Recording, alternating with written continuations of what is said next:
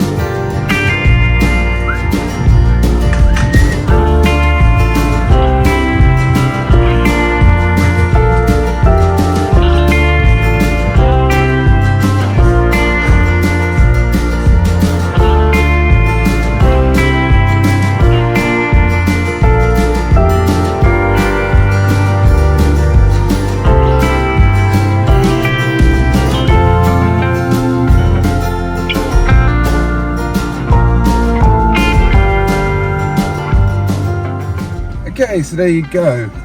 We're going to have a little bit of difficulty filming in here today because they like to have the radio on all day. So again, like usual, we're going to be padding the audio out to get away from the copyright because of the radio with a load of my own music from YouTube audio.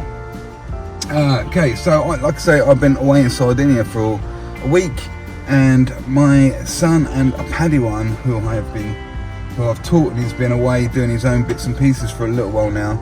They've got him in picking off little bits and pieces, so that stuff that's already done in there, that's what he's done, and he's supposed to be in here today. Now they've got me in because there was some stuff that he couldn't, or it wasn't very comfortable tackling, and I think we might have a couple of days here, but I just tried to show you on that little bit of footage there that you just watched, those lines where it's an old timber, where it used to be stables or something, so it's a little bit wobbly. So I said, how far do you want to go with it, because we put beads up there, but we're taking them off because the beads are snaking around all over the place, and so the internal lines down that big ceiling, so I'll just paste that ceiling out.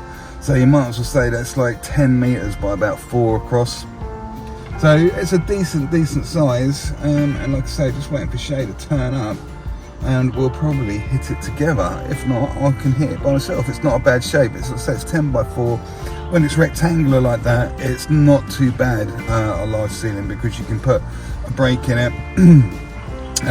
So what you probably do, well, do you know what, I won't tell you all about it now. We'll just see how we do it. We don't know how it's going to go. But all you need to do is just keep that line alive, and there's a couple of tricks you can do. You can put additives in to retard the plaster and give you a little bit more time to get things under control, or you can just do it the regular way and just keep that line alive, which is a little bit more complicated, but in in all fairness, it's 6 of one, half a dozen the other. So the extra time that you get from putting retarder in doesn't really save you any time. It will still work out to the same amount of time. Last time I did a large ceiling, which was 45 square meters, I think it was. Very similar shape. I used retarder, but then when I worked out how much time it took me, because I proper retarded it up to the limit, it wasn't any different to, you know, breaking it up into two halves or 3 halves. So what you normally do is put a bucket on, okay, like I'll probably knock up 2 bags, turn back around, get that flattened, and then maybe knock up the same again, and it depends how it's going, you know. Get that first coat there laid down, and then the rest you got left over, you'll bring out, and it'll become the first coat of sort of like the second half. You might get sort of 3/4 or 2/3 of the way, and then you'll knock up again, and then you'll probably put the end on and then come back and start from the middle. So you're just keeping that joint alive all the time, and I think it's the ceiling and its dimensions and the size of it, but it's not too bad. I think we could probably just about get away with having it all live, but I don't know. You never know. Plastering, you just never know exactly how it's going to go. You can have a general plan how it might go, but you got to be ready to change your mind pretty much at a moment's notice. As I say, it's never ever an exact science. So we are just gonna get going with that ceiling, I think, and there's nothing else we can really do for the moment. There's talk about that little break where obviously some service pipes or something go through there. We're gonna probably get some bonding on. I'm gonna have to rule that up to try and straighten it a little bit, not get it level or plumb or anything, but at least straighten it, because where you come in at the middle of that property there, you can just look straight down the room and you can see it snaking around. You get the opportunity to see it because it's such a long room, and that's why I suggested it might be worth tackling that, because there was under the impression that they might get away with joint and taping it, but the guys there are saying, well, it's going to take forever to do a ceiling that size, and of course, you know, you're very restricted to what you can do with creating levels. You know, joint and taping, if you're going to be joint and taping stuff, then your board work really does need to be like perfectly good, and that means all your timbers and everything need to be good. So this is where plastering comes in, isn't it? So when the timbers may have been a bit damp or a bit warped because it's stables that have been converted, and then sort of the plasterboards followed it. So when you're using your carbon steel trowels and you're a plasterer and you're using something like multi-finish and possibly bonding to straighten things up, this is where we are worth our weight in gold, if having straight angles is something you desire. If not, I mean, if you wanted to, you could just slap plaster on in there with a midget trowel and go for the old Spanish style, or we could put sand and cement on the walls and just do it in sharp sand if you wanted, and just rub it up with a sponge and it'll look proper rustic. So it's whatever you want. So they're going for a sharper look, so that's why I'm here. Right, shall I stop rambling on and shall we crack on with it? Right, let's do that.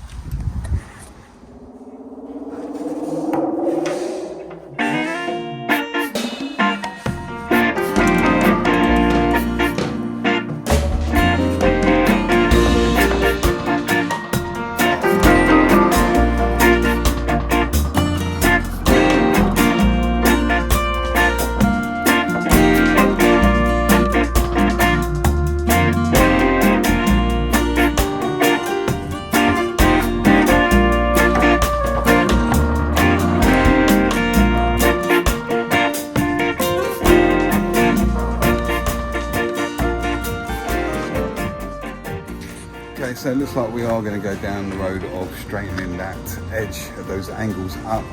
Another little point there as well, where they've scrimmed up for us on those internals, they haven't got right in, so it's a really good idea to get in with your fingers and really get that scrim pushed in so it's really at a tight right angle, because if you round it off at all, when you come to start plastering it, if you do one side then the other, then we're back to having a massive round and we're losing our ability to get a straight edge.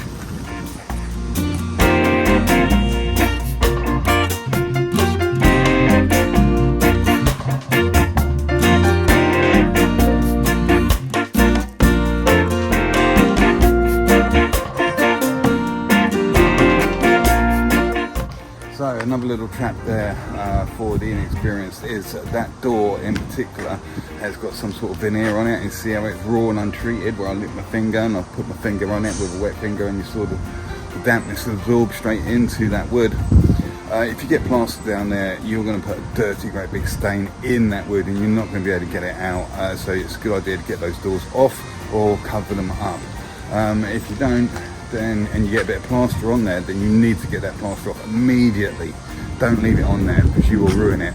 More often than not, there'll be a veneer on there, so you know what, it'd be like a couple of mil of the wood which gets affected by the plaster, and that will get straight through that veneer and you'll never get it back again. On those work surfaces there as well, you saw there's another sort of like untreated, looks like it needs oiling, but then there around the windows I just showed you, it's actually PVC, and it's made to look like wood, so it's not going to affect that at all, but it does well to keep them clean as best you can. Okay, so first things first, I do have a little bit of bonding in my motor, so I'm going to mix that up with a little bit of multi-finish in it as well, and because I find it makes it a little bit more sticky with bonding. And I'm happier using that rather than just bonding on plasterboard. Yeah, just put a little bit of multi-finish in there, or board finish, depends what you can get. In this area we can only seem to get multi-finish.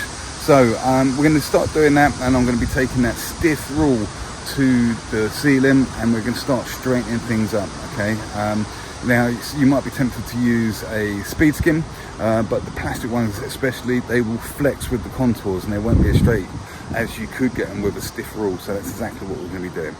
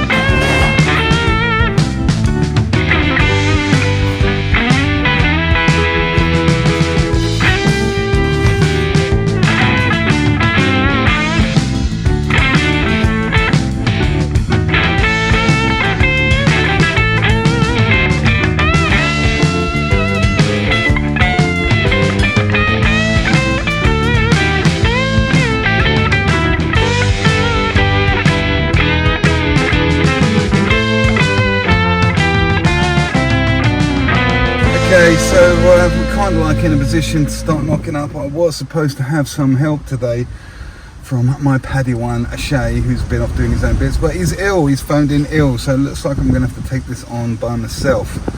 Straight back from holiday into a 40/45 metre ceiling. That's wobbly as well, and he's straightening up, it's not just straight into it, but mate. I'm not going to retard it, but I think I might put a little splash of PVA in the first coat, like a real small splash, maybe like dip your brush in it and just wash your brush out in it, and just colour that water a little bit, PVA, because what it does retard it a tiny little bit. I'm not too keen on doing the second coat with it, because it just kind of trails up a little bit different, especially with multi-finish, but what it does is the PVA makes it a little bit more difficult for the crystals to start fusing and forming together in the gypsum, whatever, and setting itself off. So just give us just that tiny little bit more time, and it just, you know, PVA, and it makes it stick a little bit better as well, I'd to say. Anyway, I've just shown you bonding out around those edges. We're going to get on, crack on with the ceiling. The walls are all over the place as well.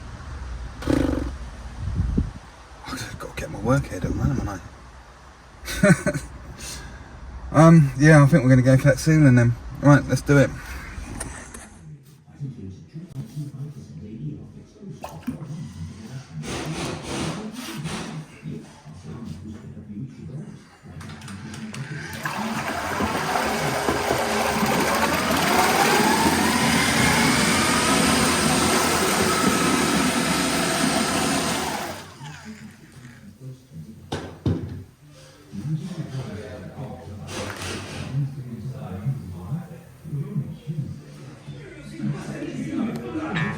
Speed skim 20x5 carbon steel trowel are going to be our weapons of choice today to tackle this monstrous ceiling.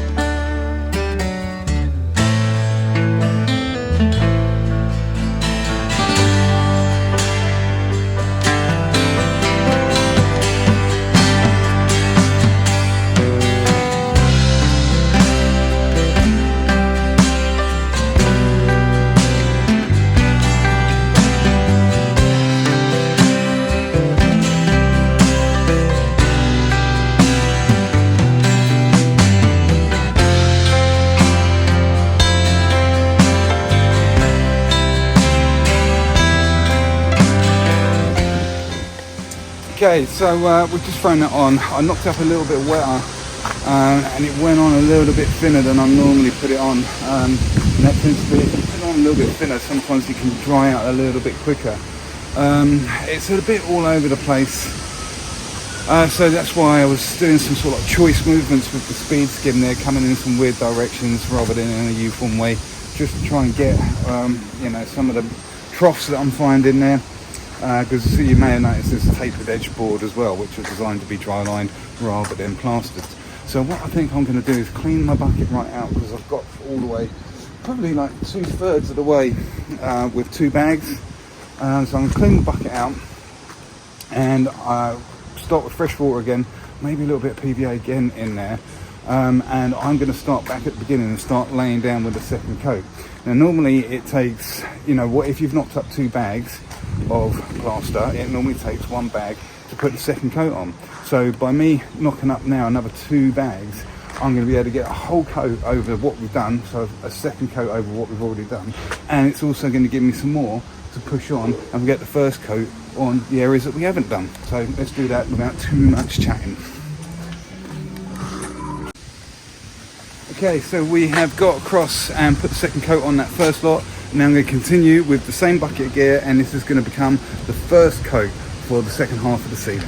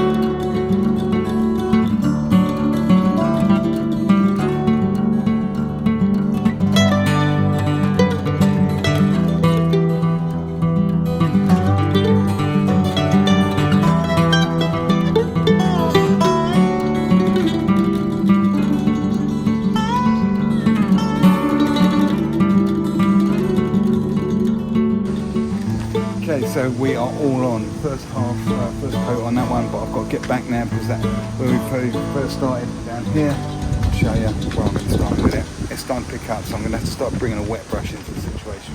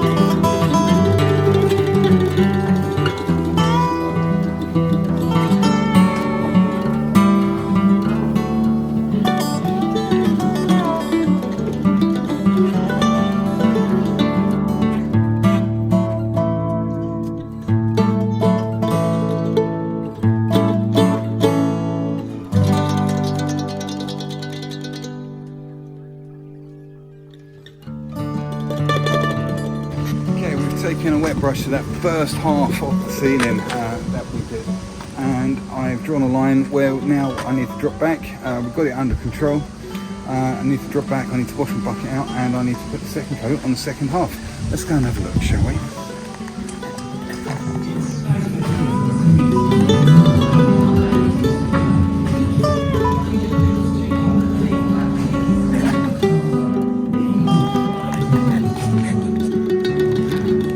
We are all on the second coated all the way over. Now all we've got to do is keep up with it, right?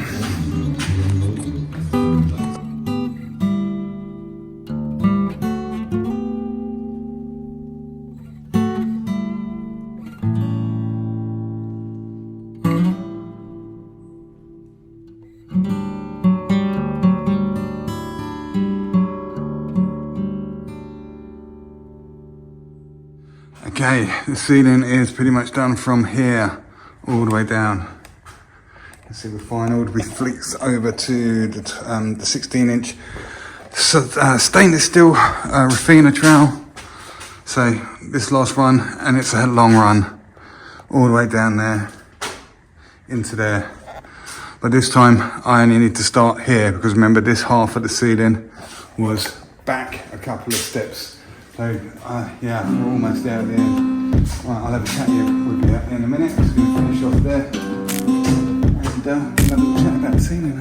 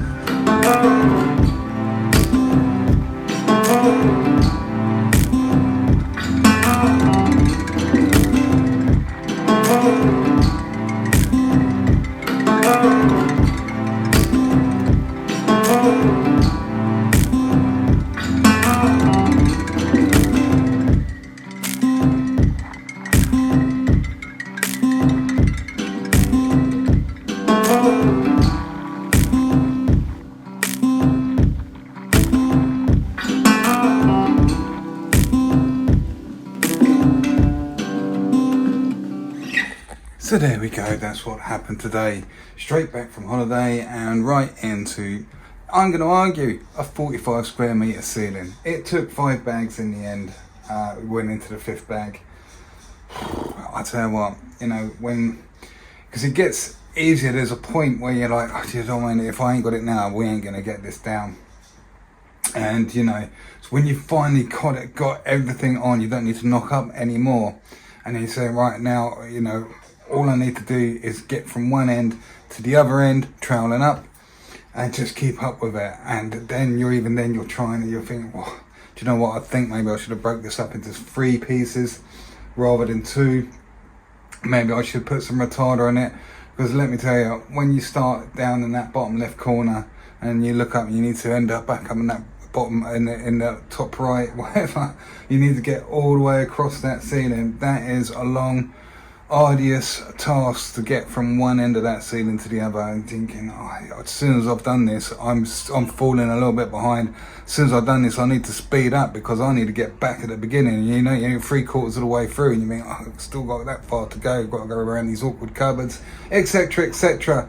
There is just no rest for the wicked on a ceiling like that when you do it like that. So yeah, I could have done with some help. At my age, whatever was they thinking, and my bad knee, yeah, it took its toll. I'm not going to lie, that was a hard day's work, and I was fatiguing towards the end. But we got it down, we got it good, it looked alright. I'm pretty confident it's going to be looking lovely jubbly once it's all painted.